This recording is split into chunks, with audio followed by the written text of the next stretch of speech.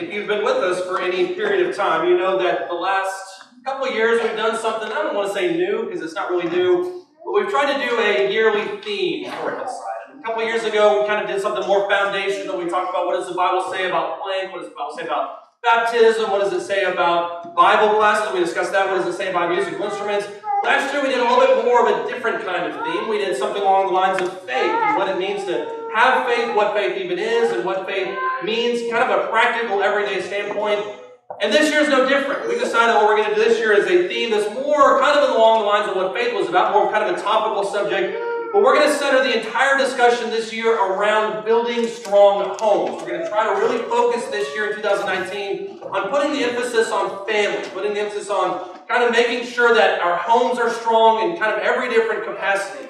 And to do that, we're going to be discussing different things. I don't know if you can read that up on the board behind me. I probably should have made that font a little bit bigger. But we're going to be discussing kind of a myriad of different ideas. We're going to be discussing this morning primarily the idea of building a strong foundation. That's why the word foundation was the word of the day during Bible class. Those of you who heard me say that 438 times. Next month, we're going to discuss the idea of singlehood. That's a subject that really doesn't get a lot of airtime, I think, in churches these days. And yet there's a lot of Christians that struggle with that, not in the sense of spiritually, just kind of, I think, encouragement-wise. And so we're going to discuss singlehood. We're going to discuss towards the end of the year the role of grandparents. We're going to discuss fortifying the home and making sure that we're making our home a fortress.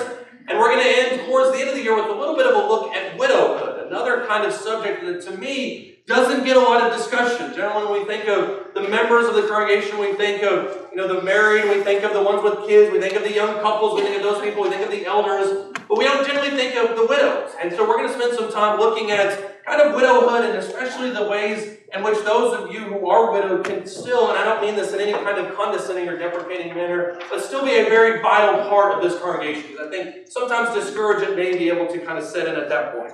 And so we're going to discuss the idea this year of building strong homes, because to me, the idea of making sure the home is strong, there's probably not a lot more important things outside of theology and about baptism and about the kind of foundational things than making sure our homes are strong. I like what Chuck Swindoll wrote. Chuck Swindoll said. He said, how parents raise their children will have a greater impact on society than the way that they vote, the art they create, the books they read, the technological problems they solve, or even the planets they visit in space. That used to be kind of a far-off concept. I think it's much more, probably closer in today's world. Robert Welch, I like what he had to say too, especially, he said, in a country supposedly bent on the pursuit of excellence, that's kind of his theme for this idea, it's ironic that we often settle for fair or even poor when it comes to the family. If half of our major businesses or schools failed, we'd be in a panic. But when half of all first marriages end in divorce, too many of us accept it as some sort of scheduled stopover on the flight to fulfillment. That's a powerful phrase, because sometimes what we do in our lives in today's world is we undermine the value that the home can have, not just within our own tiny communities, but within the nation and within the world at large. And so if we do nothing else this year, I'm sure you probably had a lot of your own New Year's resolutions, a lot of things that you plan for yourself. If you do nothing else this year, put the emphasis where it belongs this year in your home life.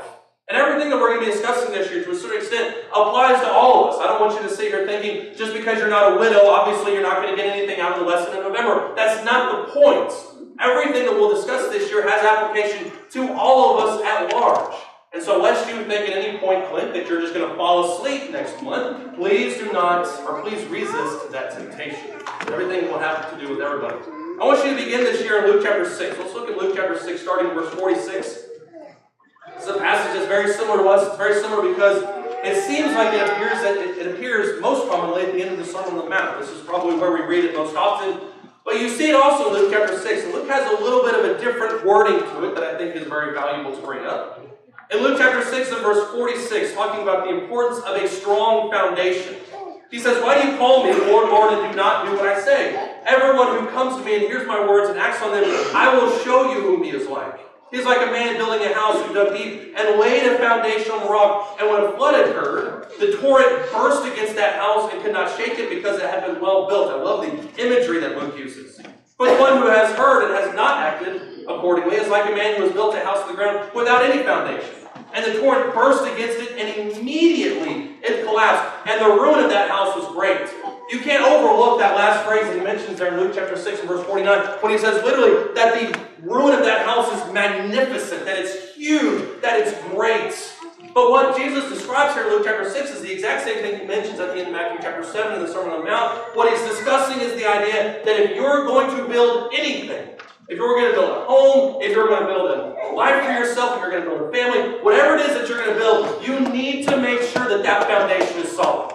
Because if it isn't solid, when in trials and temptations, when difficulties, when hard times inevitably come, spiritually speaking, it's going to test you. And what I love about the way that Luke describes it here in this passage is the strength of that house is beset or shown by how well it withstands to tough times. All of us are going to have tough times. All of us are going to have periods in our life which test our faith. And I don't mean test our faith a little bit, whereas we're resisting the urge to say something to somebody in traffic. I mean a long, days-long, weeks-long, month-long, year-long struggle for our faith.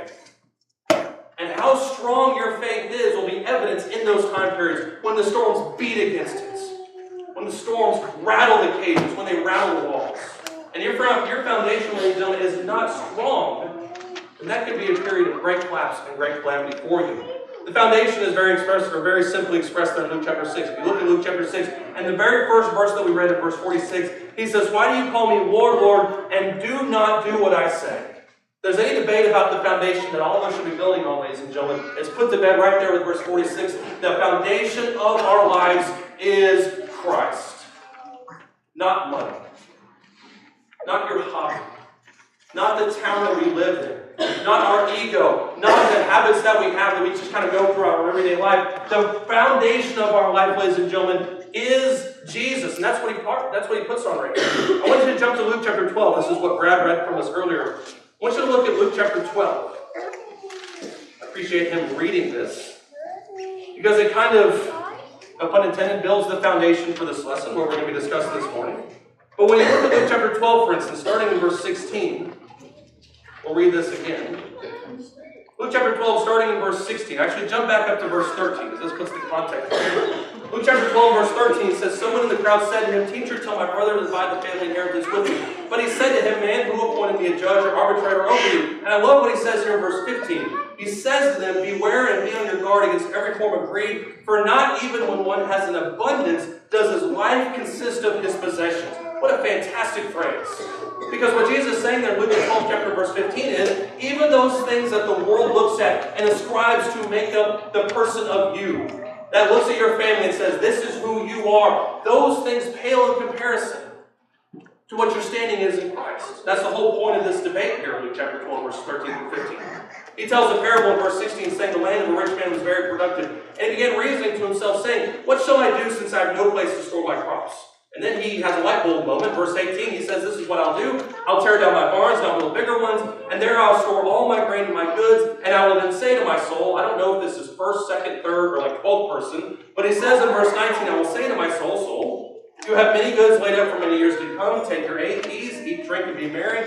But God says to him," verse 20, "You fool, this very night your soul is required of you, and now who will own what you have prepared?" The meaning is found in verse 21. "So is the man who stores up treasure for himself and is not rich towards God." There have been a whole lot of applications to this passage throughout the years. If you look at any number of commentaries, any number of discussions, sermons, classes, a lot of people have a lot of different discussions about what this passage means. But let me tell you one thing that this passage is not teaching. What's not in view in Luke chapter 12 is the fact that this man sinned because he built barns. That's not the sin, ladies and gentlemen.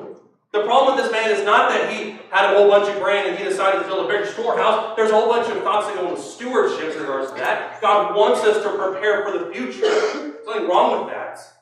The problem is, if you look at Luke chapter 12, especially in verse 21, is that this person built his barns without any view towards God. Ladies and gentlemen, at the beginning of this year, you undoubtedly have made a whole bunch of resolutions. If you're smart, unlike me, you probably didn't make any resolutions. But if you made resolutions, ask yourself, do these resolutions involve God? Does this resolution come with the mindset of who God is? Does it have a demonstration or has a knowledge of the fact that God is in charge of everything? Have I included God in my plans? Or do my plans this year basically consist of me getting fit? There's not a whole lot of room left for me in that department, as you can tell. But do those plans consist of me getting fitter? Do they consist of me getting stronger? Do they consist of me reading more, being better? What do those plans consist of? And most importantly, is God included in those plans? That's the problem in Luke chapter 12. And so when we talk about building strong homes, when we talk about the foundation of our life, you cannot build your foundation, ladies and gentlemen, apart from God. We're going to talk not just about the foundation. We discussed that kind of at length this morning. But I want to give you 4 pillars that we can build off of that foundation. And the first one, ladies and gentlemen, quite simply put, is touch.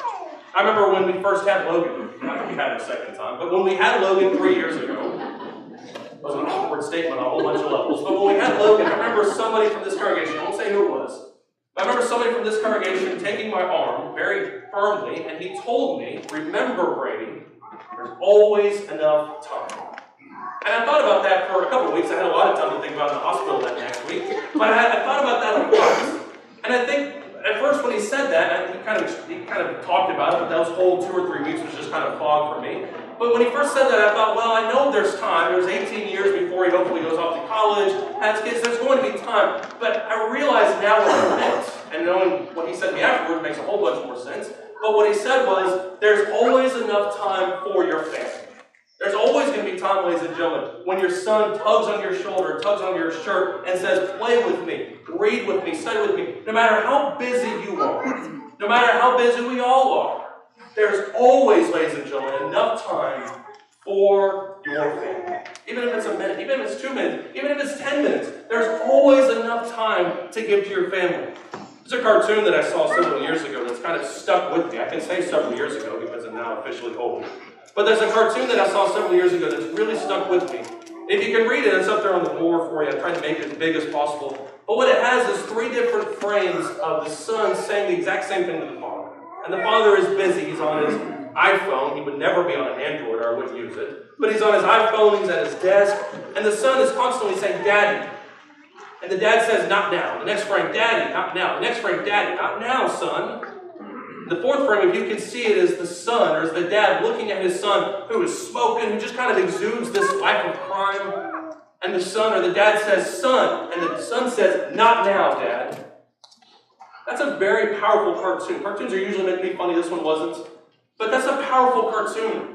Because when we don't make time for our family, and this kind of goes back to what I was talking about every lesson applies to everybody. Whatever your family consists of, if we don't make time for it, there will come a time, ladies and gentlemen, when we won't have time to give anymore. Where our kids and our family members are off doing their own thing. And at some point, we'll be wishing that our kid would tug on our shirt just one more time. That our wife would ask us to listen just one more time. So, ladies and gentlemen, there's always going to be time in your life, no matter what it is, to spend with your family. In 2019, make it a point that whatever you're busy with, whatever you're spending your time with, make some time for your family. I want you to look back to the Old Testament, back to the book of Hosea. Hosea chapter 8. Hosea chapter 8.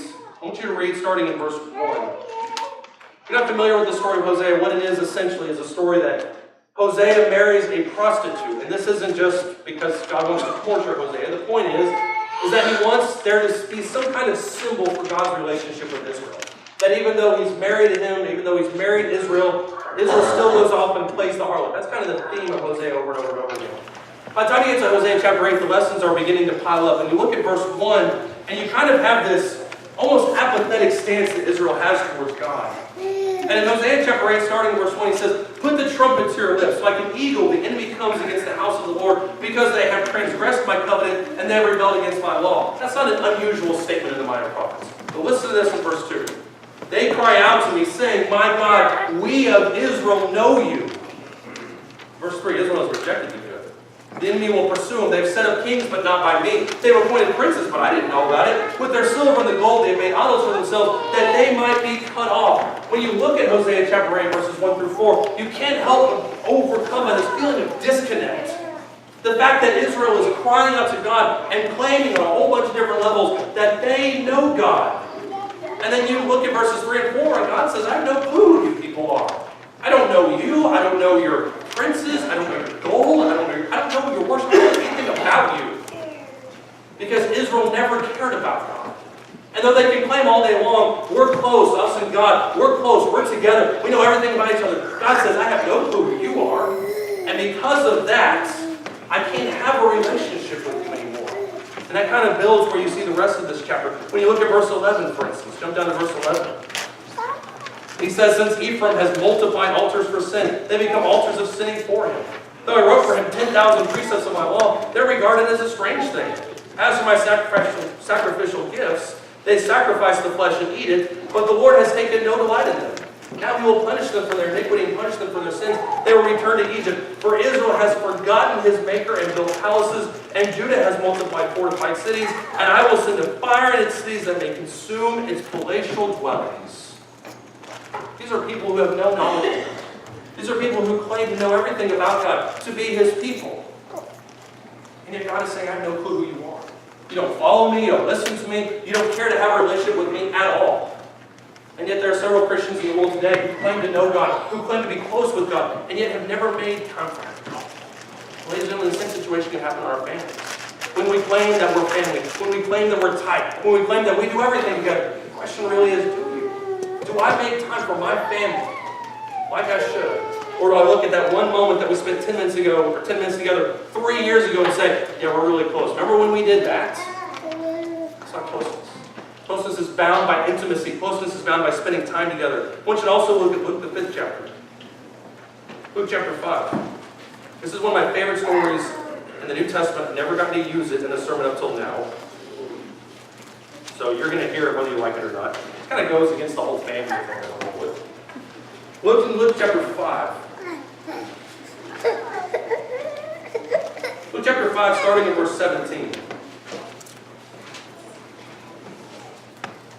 Luke chapter 5, starting in verse 17. This is Jesus when he's at the height of his fame, when he's at the height of his appeal to people.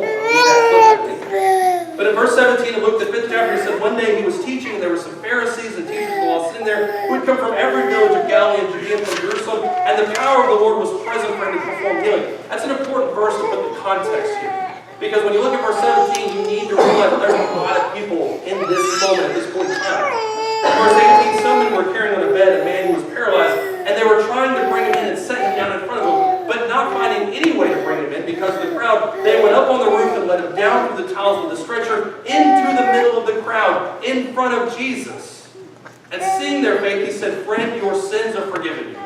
What I love about this passage is the fact that Jesus is teaching to possibly hundreds, maybe even thousands of people.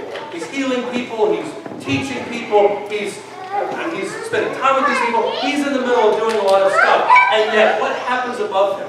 When he's standing there teaching, the roof all of a sudden opens up. And literally a paralyzed man drops right in front of him. Let me tell you what Jesus didn't do. Jesus at no point in this passage says, I don't have time for you, Mr. Paralyzed man. You go stand over there in the corner and we'll deal with you in a second. What did he do? He used that moment in the middle of a whole bunch of stuff happening to find a teachable moment in his life. To teach the people around him a little bit more about God. To use this situation as an object lesson for the life that they're living right now. And ladies and gentlemen, that's what we need to be doing. You may be busy, you may be doing things 23 out of 24 hours, you may be busy 25 hours a day. Let's say that for a second. You may be so busy you can't even see straight. But what we need to do, ladies and gentlemen, is find those teachable moments in our life. Find those moments that we can capture with our family and use them to teach people. But not only, ladies and gentlemen, do we need to have time with our family, we also need to spend our time talking to people. We need to spend our time talking with our family. Maybe I'm better at talking about this as a son rather than as a father, because Logan is just now able to put 5, 6 words together, a sentence as a whole. But I'll tell you right now, we want to talk to our parents. If you're sitting here as a parent, you're thinking to yourself, I don't think my kids want to spend time with me. We do. We need to hear your thoughts. We need to hear your concerns. We need to hear your wisdom on the world. I want you to look at Deuteronomy, the 6th chapter. Deuteronomy chapter 6. This is called the Shema. I think I'm pronouncing that the right way. Deuteronomy chapter 6 is called the Shema. It forms not the core of the law, but it forms a core of the law. And what the Jews were required to do, according to tradition, was to recite this Shema, Deuteronomy chapter 6, morning and evening. It was to form kind of the core component of their practical everyday faith. And in Deuteronomy chapter 6, starting in verse 4, that's the Shema. He says, "Hear, O Israel, the Lord is our God, the Lord is one. You shall love the Lord your God with all your heart, with all your soul, with all your might." That's the Shema. That's the important part. That's the thing that needs to be repeated. In verse 6, Moses goes on though and says, "These words which I am commanding you today shall be on your heart. You shall teach them diligently to your sons. You shall talk of them when you sit in your house, when you walk by the way, when you lie down, when you rise up. You shall bind them as a sign on your hand, and they shall be as sprinkles on your forehead. You shall write them on the doorposts of your house and on your gates." What Moses is addressing in this passage is the fact that the Lord, the presence of God, His teaching, His knowledge, His understanding needs to be everywhere in your house. If you want to paint it on the doors, if you want to put it on your wrist, if you want to make t-shirts, whatever. Those are very physical applications of it. But God needs to be present in your life. If you underline or highlight, look in Deuteronomy chapter 6 and verse 6, and underline or highlight that word diligently. Because what it doesn't say is every third Sunday. It doesn't say only on Sundays and Wednesdays. It says diligently. Ladies and gentlemen, we want to hear you talk about God. We want to study the Bible with you. We want to pray with you. As children, we want to pray with you. We want to pray with our family. We want to pray with our wife. Even if we have to pause fortnight to do it, we want to spend time with our family, ladies and gentlemen. And we want to talk to you. We want to hear your thoughts on the world. We want to hear your conversations. We want to hear your opinions about stuff. I love Ecclesiastes chapter 3 verse 7 because very simply in the midst of all this kind discussion, he says in Ecclesiastes chapter 3 verse 7, there's a time to be silent and there's a time to speak. I think a lot of us sometimes emphasize the time to be silent and not sometimes the time to speak. We want to talk to our family. We want to spend time with us. But we also need to make sure, ladies and gentlemen, that we're listening to our family members. It's important for me as a husband to spend time listening to Melina. I'm going to get a whole bunch of brownie points for this. It's important for me as a husband to spend time listening to Melina. It's important for me to spend time listening to my dad, who all of a sudden became a genius in the last 10 years of my life. I think he's always been a genius and just got out of that arrogance phase that everything goes through. I need to spend time listening to my children.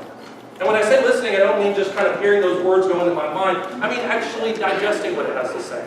Proverbs chapter 18, verse 13, for instance, says, "He who gives an answer before he hears is a folly and is a shame to him." Ladies and gentlemen, we need to spend time listening to our family, listening to what they have to say and thinking about it. The average time a person listens in a conversation before they talk and interject their own thoughts, 17 seconds. That's a business. We need to spend time listening and talking to people. This applies even more when there's conflict in our life. In James chapter 4, James is addressing a whole bunch of foundational type things. There's that word again. He's addressing a whole bunch of foundational things. But I love what he says here in James chapter 4, verses 1 through 3, because he brings it real. And I think he drives it home for these people. James chapter 4, starting in verse 1. He says, "What is the source of quarrels and the conflicts among you?" I think all of us, when there's conflict in the home, are looking for that. What is the source of quarrels and conflicts among you? Is not the source your pleasures that rage more in your members? You lust and don't have, so you commit murder. You're envious and you can't obtain, so you fight and quarrel. You don't have because you don't ask. And you ask and don't receive because you ask with wrong motives, that you may spend it on your pleasures. The root of conflict, I would say most conflict, I don't want to say all, but I would say the root of most conflict in any family unit is selfishness. It's me wanting my way. It's me wanting the family constructed the way I want it to be. Us doing what I want to do on Friday nights. Not giving any regard for what the rest of the family says. We need to listen to each other. We need to have an ongoing dialogue. We need to communicate with our family. But we also, ladies and gentlemen, need to model what it means to be a Christian in our life. Casey told me this week, and I'm totally going to steal it, even though I'm giving him credit for it right now. But he said something that I thought was very interesting. He said, I think he stole this from somebody. He said, more is caught than taught. I love that. Listen to that again. More is caught, ladies and gentlemen, than taught. What that means is that you can tell your kids, we can tell our family all day long that we love them. We can tell them all day long, do this, act in this way, listen to this, whatever it is. But what they will listen to more oftentimes than not is how I behave as a father, how I behave as a husband, how I behave as a Christian. That's what they're listening to. There was a study done in the 70s that said that over 90% of all communication is nonverbal.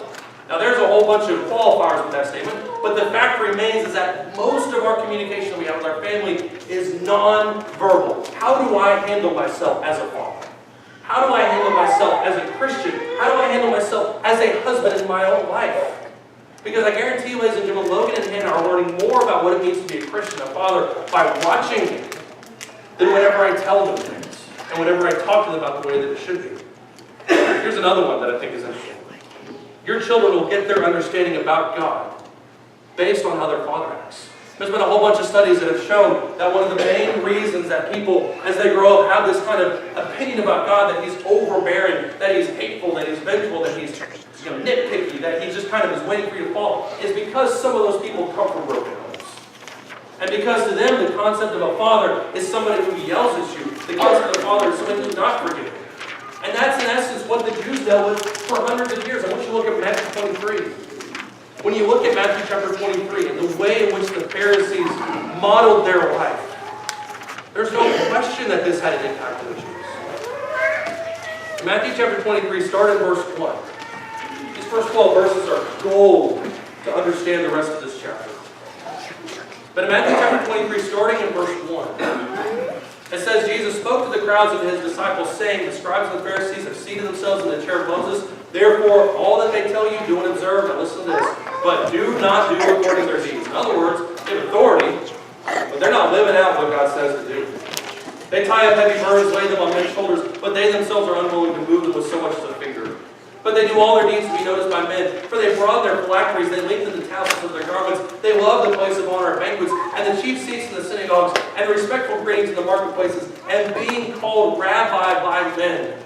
What these Pharisees loved more than anything else was they loved honor. They demanded respect. They demanded obedience. But they were some of the laziest people.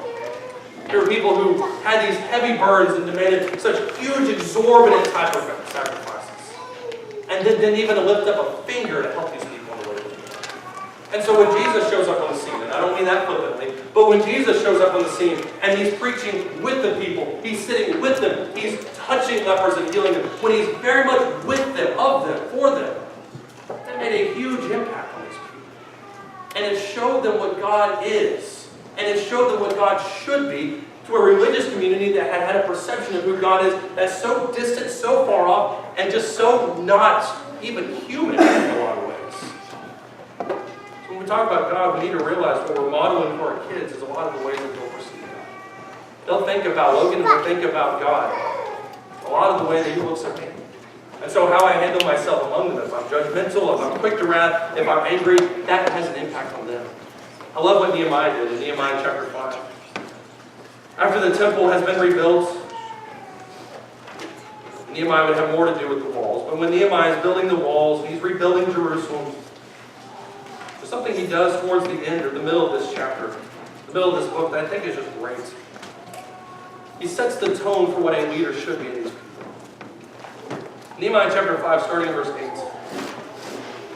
Starting in verse 14. Nehemiah chapter 5, starting in verse 14. He says, moreover, from that day I was appointed to be their governor in the land of Judah from the 20th year to the 32nd year of King Artaxerxes. For 12 years, neither I nor my kinsmen have eaten the governor's food allowance, which would be substantial. Verse 15, for the former governors who before me laid burdens on the people and took from them bread and wine, besides 40 shekels of silver. Even their servants domineered the people. Notice what he's saying there. It's even the people who came before them, the servants were the ones that were really harsh on these people. But I did not do so because of the fear of God. I also applied myself to the work of this wall. We did not buy any land, and all my servants were gathered there for the work. Moreover, they were at my table, verse 17, 150 Jews and officials, besides those who came from the nations that were around us. Now that which was prepared for each day was 1 ox, 6 choice sheep. Also birds were prepared for me, 1 in 10 days, all sorts of wine were furnished in abundance. Yet for all of this, I did not demand the governor's food allowance, because the servitude was heavy on these people. That's what Nehemiah is saying in this passage. Nehemiah in Nehemiah chapter 5 addresses the fact that he had all sorts of liberties to do things. He could have taken the food allowance. He could have taken this money. He could have demanded a lot from these people, but he didn't. He chose not to, ladies and gentlemen, to set the model and to set the tone for what a leader and for what a parent, more or less, should be for these people. And that's a tone that will be followed for the next 100 years of Israel's history. In fact, even though he could have done like this, he chose not to. And Paul follows the same example. If you look at, for instance, the book of Philemon, if you look, for instance, at the New Testament books, there's several times, ladies and gentlemen, where Paul says the phrase, I could have done this, I chose not to. I could have told you to do something as an apostle, I chose not to. I wanted to set the example for you. Ladies and gentlemen, in your homes, in your life with your kids, set the example, set the tone for what they're like. One person said, I think very well, he said, what your kids see when you see what you do as they grow up is what you'll likely see them do when they grow up. I'll read that again. What your kids see you do as they grow up is what you'll likely see them do when they grow up. Some of the best things, ladies and gentlemen, we can give our kids is not the best food, although that's important. It's not all the hobbies, it's not the best university, it's not those sorts of things, but it's what we give them spiritually and what we show them in our lives. I'll tell you this too, ladies and gentlemen. We need to love our family. And you're probably sitting there thinking, well, of course I love my family, I love my wife, I love my kids, I love everybody in my family. But do we really? Here's a shocker. No person in your family, no two people in your family are exactly the same type of person.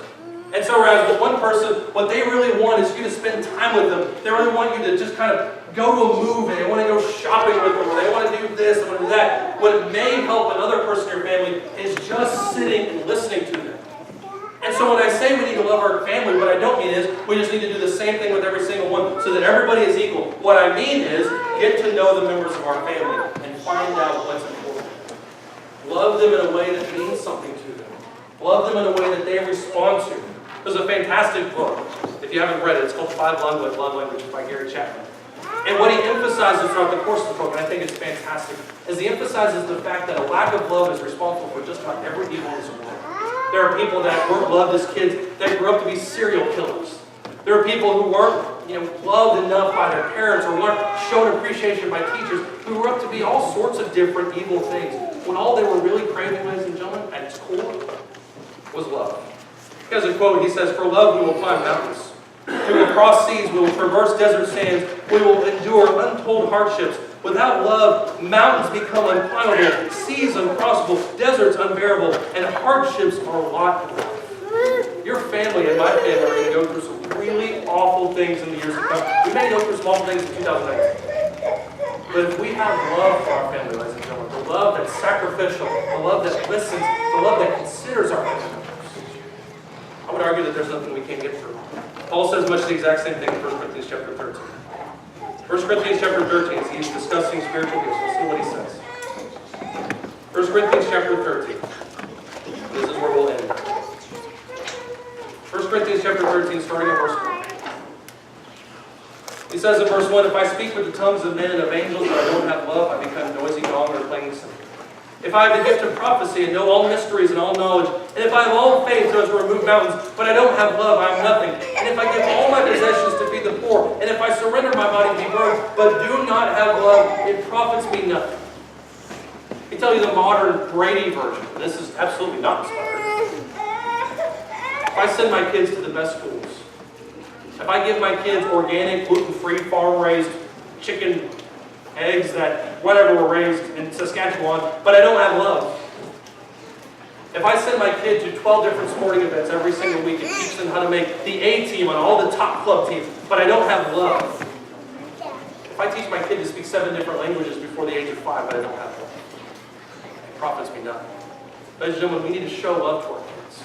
We need to spend time understanding our family. We need to spend time husband with wife, understanding their needs and showing them love at every opportunity. Every member of your family, no matter how big it is or how small it is, needs to hear the phrase, I love you, come out of your mouth. We need to show love to our family.